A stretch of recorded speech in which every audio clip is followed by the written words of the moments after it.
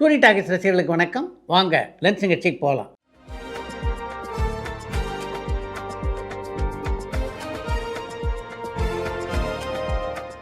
என்னப்பா முதல் கேள்வி? ரவிமோகன் நடிப்பில் அடுத்து ரிலீஸ் ஆக போகிற படம் கராத்தே பாபுவா ஜீனியான்னு அமிர்தேஸ்வரன் குவைத்திலேருந்து கேட்டிருக்காங்க. ரவிமோகன் நடிப்பில் அடுத்து வெளிவர இருக்கின்ற படம் ஜீனி இல்லை, கராத்தே பாபுவும் இல்லை. அவர் நடிப்பில் அடுத்து வெளியாக இருக்கின்ற திரைப்படம் பராசக்தி படம் தான். அந்த படம் ஜனவரி மாதம் 14ஆம் தேதி என்று வெளியாக இருக்கிறது.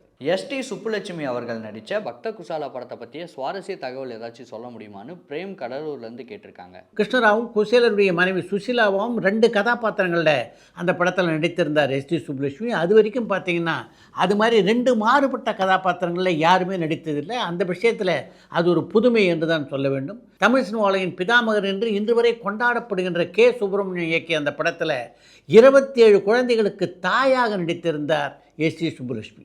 அப்போ அவருடைய வயது 18 என்பது குறிப்பிடத்தக்க ஒரு விஷயம். வாழை, கொட்டுக்காளி இந்த 2 படங்களில் எந்த படம் அதிக வசூல் குவிச்சதுன்னு தேனியிலேருந்து ரியாஸ் கேட்டிருக்காங்க.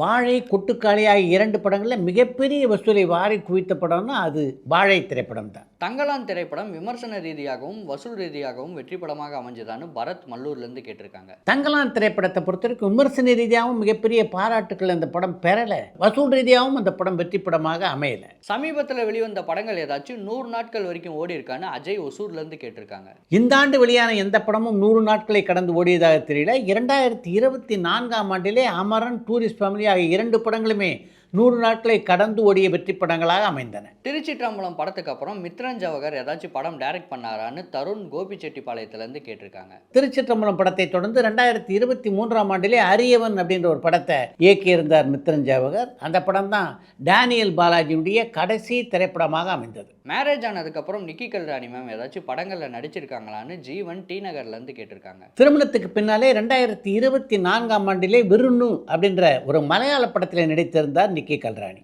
தியாக பூமி படத்தை பற்றின சுவாரஸ்யமான தகவல் ஏதாச்சும் சொல்ல முடியுமான்னு ஹரீஷ் பழனியிலேருந்து கேட்டிருக்காங்க. பாபநாசம் சிவன், KJ மகாதேவன், எஸ்டி சுப்புலட்சுமி, பேபி சரோஜா ஆகியோர் நடித்த தியாகபூமி திரைப்படம் 1939ஆம் ஆண்டிலே வெளியானது. அந்த படத்தில் இடம்பெற்றிருந்த பாடல்களுடைய எண்ணிக்கையை கேட்டால் நீங்கள் ஆச்சரியப்பட்டு போவீங்க. மொத்தம் 17 பாடல்கள் அந்த படத்தில் இடம்பெற்றிருந்தன. சுதந்திர போராட்டத்துக்கு ஆதரவாக அந்த படத்தை கே. சுப்பிரமணியம் தயாரித்திருந்ததுனால அந்த படத்தை தடை செய்வது அப்படின்ற முடிவுக்கு பிரிட்டிஷ் அரசாங்கத்தினர் வந்தனர். அந்த செய்தி தெரிந்த உடனே மக்களுக்கு அந்த படம் போய் சேர வேண்டும் என்பதற்காக இலவசமாக அந்த படத்தை போட்டு காட்டுவது என்று முடிவெடுத்தார் கே. சுப்பிரமணியம். அப்படி அந்த திரைப்படம் கெய்டி தியேட்டரில் திரையிடப்பட்ட போது அந்த படத்தை பார்க்க ஆயிரக்கணக்கிலே மக்கள் கூடியதனால அந்த தியேட்டர் சுவரே இடிந்து விழுந்தது என்பது வரலாறு. இந்திய சினிமாவில் திருநங்கை இயக்குனர்கள் யாராவது இருக்காங்களான்னு தமிழ் ஈரோட்லேருந்து கேட்டிருக்காங்க. சம்யுக்தா விஜயன் ஒரு திருநங்கை தான். அவருடைய இயக்கத்திலே உருவான திரைப்படம் தான் நீல நிற சூரியன். NS கிருஷ்ணன் டைரக்ட் பண்ண மணமகள் திரைப்படம் வெற்றி படமாக அமைஞ்சதான்னு ஈரோட்லேருந்து கிஷோர் கேட்டிருக்காங்க. NS கிருஷ்ணனுடைய இயக்கத்திலே உருவான மணமகள் திரைப்படம் விமர்சன ரீதியாகவும் மிகப்பெரிய பாராட்டுக்களை பெற்றது. வசூல் ரீதியாகவும் வெற்றி படமாகவே அமைந்தது. சிவாஜி சார் 200க்கும் மேலே படங்களில் நடிச்சிருப்பாருன்னு நம்ம எல்லாருக்குமே தெரியும். அவர் சரியாக எத்தனை படங்கள் நடிச்சிருக்காருன்னு சங்கீதா திருவண்ணாமலையிலேருந்து கேட்டிருக்காங்க. நடிகர் சிவாஜி மொத்தம் 287 திரைப்படங்களில் நடிச்சிருக்காரு. அதில் 250 படங்களில் அவர் கதாநாயகன் நடித்திருந்தார். தமிழ் சினிமா உலகில் 250 திரைப்படங்களிலே கதாநாயகனாக நடித்த நடிகர்னா அது நடிகர் சிவாஜி கணேசன் மட்டுமே. MGR ஜானகி அவர்களுக்கு யார் தலைமையில் திருமணம் நடந்ததுன்னு பிரேம் கடலூர்லேருந்து கேட்டிருக்காங்க.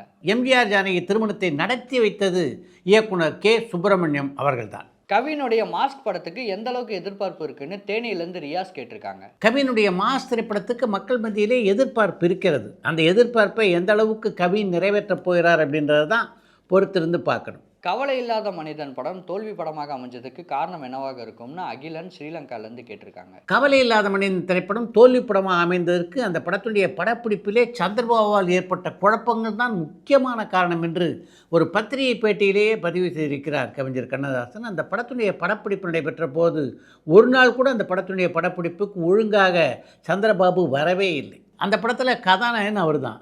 அப்படி கதாநாயகனே அந்த அளவு ஈடுபாடு இல்லாமல் ஒரு படத்தில் நடித்தார்னா அந்த படம் எப்படி வெற்றி படமாக அமையும்? ஜெமினி வின்னர் படங்களில் நடித்த கிரண் இப்போ என்ன பண்ணிட்டு இருக்காங்கன்னு அமுதன் தேனியிலேருந்து கேட்டிருக்காங்க. ஜெமினி வின்னர் உட்பட பல வெற்றி படங்கள் நடித்த கிரண் இப்போ பட வாய்ப்புகள் இல்லாமல் இருக்கிறார் என்பதுதான் உண்மை. தமிழ் சினிமாவில் உங்களுக்கு பிடிச்ச கோரியோகிராஃபர் யாருன்னு ஸ்ரீதர் பரமத்தி வேலூர்லேருந்து கேட்டிருக்காங்க. நான் படம் எடுத்து கொண்டிருந்த காலகட்டத்தில் எனக்கு மிகவும் பிடித்த நடன இயக்குனர்கள்னா சுந்தரம், தாரா, டிகேஎஸ் பாபு ஆகியோரை சொல்லலாம். இப்போ எடுத்துக்கிட்டிங்கன்னா தினேஷ், பாபா பாஸ்கர், சாண்டி உட்பட பல நடன இயக்குநர்கள் அந்த பட்டியலிலே இருக்கிறார்கள். பொழுதுபோக்கு படங்களை தாண்டி அமரன், ஜெய்பீம், சூரரை போற்று மாதிரியான உண்மை சம்பவத்தை அடிப்படையாக வச்சு எடுக்கப்படக்கூடிய படம் எல்லாமே ஹிட் ஆகுது. இதை நீங்கள் எப்படி பார்க்குறீங்கன்னு சங்கர் திருவண்ணாமலையிலேருந்து கேட்டிருக்காங்க. 2025ஆம் ஆண்டிலே வெளியாகி மிகப்பெரிய வெற்றியை குவித்த கூலி, குட் பேட் அக்லி, குடும்பஸ்தன், டிராகன் இது போன்ற படங்கள் எல்லாம் உண்மை சம்பவத்தை அடிப்படையாக வைத்து எடுக்கப்பட்ட படங்களா என்ன? உண்மை சம்பவங்களை அடிப்படையாக வைத்து எடுக்கப்படுகின்ற படங்கள் தான் வெற்றி பெறுகின்றன அப்படின்ற உங்களுடைய கருத்தில் எனக்கு உடன்பாடு இல்லை.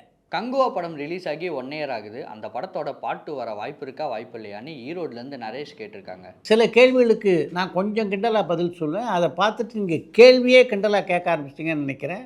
கங்குவா திரைப்படத்துடைய பார்ட் 2 எடுக்க வாய்ப்பு இருக்குது அப்படின்னு நீங்கள் உண்மையாகவே நினைக்கிறீங்களா?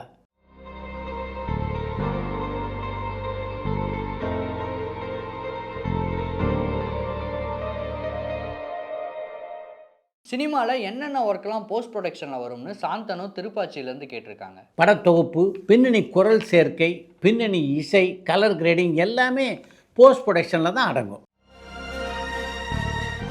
அடுத்து இன்று ஒரு தகவல். மக்கள் தலைவர் எம்ஜிஆருக்கும் மெல்லிசை மன்னர் எம்.எஸ். விஸ்வநாதனுக்கும் இடையே இருந்த உறவு இருக்க, அதை ரொம்ப ஒரு வித்தியாசமான உறவு என்று தான் சொல்ல வேண்டும். அடிக்கடி அவங்க சண்டை போட்டுக்குவாங்க. அப்படிப்பட்ட சண்டையினால் அவங்களுக்கு பிரிவு ஏற்பட்டிருக்கிறதா என்றால் இல்லை என்பது தான் அவருடைய நட்பின் சிறப்பு. எம்.எஸ். விஸ்வநாதன் போட்ட பல டியூனில் இதெல்லாம் நல்லா இல்லை அப்படின்னு எம்ஜிஆர் பல முறை நிராகரித்திருக்கிறார். ஆனால் நேற்று இன்று நாளை படத்தை பொறுத்த வரைக்கும் மிகவும் வித்தியாசமான அனுபவம் எம்.எஸ். விஸ்வநாதனுக்கு ஏற்பட்டது. அந்த படத்துக்காக ஒரு டியூனில் 2 டியூனில் ஏறக்குறைய 100 டியூன்களை போட்டார் எம்.எஸ். விஸ்வநாதன். தினமும் புதிதாக ஒரு டியூனை எம்.எஸ். விஸ்வநாதன் தயார் செய்து அசோகன்கிட்ட கொடுத்துன்னு போவார். அசோகன் எம்ஜிஆருக்கு போட்டு காட்டுவார். தோட்டத்திலேருந்து திரும்பி வரும்போது சின்னவருக்கு பிடிக்கல என்பதுதான் அவருடைய பதிலாக இருக்கும். இப்படியே பல நாட்கள் நடைபெற்றன. ஒரு கட்டத்தில் ஏதாவது ஒரு பாடல் எம்ஜிஆருக்கு பிடித்து தானே ஆக வேண்டும். கடைசியாக எம்ஜிஆர் ஒரு பாட்டை ஓகே பண்ணோன்னே அவரை சந்தித்த எம்.எஸ். விஸ்வநாதன் 100க்கு மேற்பட்ட டியூன் போட்டு அமைச்சேன்னு அத்தனையுமா அவங்களுக்கு பிடிக்கல என்று எம்ஜிஆரை பார்த்து நேரடியாகவே கேட்டார். விசு, உன் பேரில் தப்பு இல்லை, நீ போட்ட 100 டியூனில் 90 டியூனும் நல்லா தான் இருந்தது. ஆனாலும் நான் அதை ஏன் வேணான்னு சொன்னேன்னா, அப்போ என்கிட்ட கொடுக்கறதுக்கு கால்ஷீட் இல்லை. உன் பாட்டு ஓகேன்னு சொன்னால் மறுநாள் படப்பிடிப்பு நடத்தணும்னு அசோகம் வந்து நிற்பார்.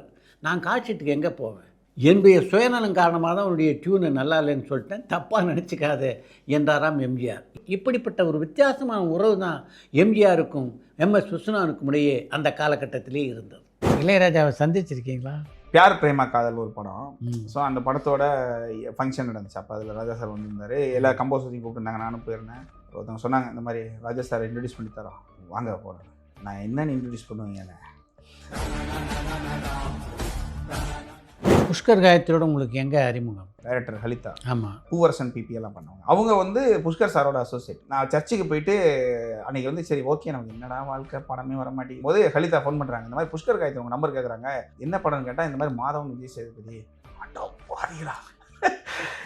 அப்போ நான் முடிவு பண்ணது சின்ன ரூம் சார். ஆக்சுவலி நாங்கள் மியூசிக் ஒர்க் பண்ணது 3 பேர் உட்காந்துருப்போம். டபுள் பெட்ரூம் வீடு. அந்த சைடில் வந்து பையனும் ஒய்ஃப். சாப்பிட கல்யாணம் ஆயிடுச்சு. அப்போவே கல்யாணம் ஆயிடுச்சு. உச்சக்கட்ட பிரச்சனைகளை.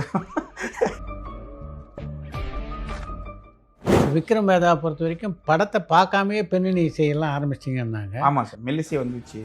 இடையில பெரிய வேலை இல்லை. ஒன்றுமே இல்லையே, வேலையே இல்லையே.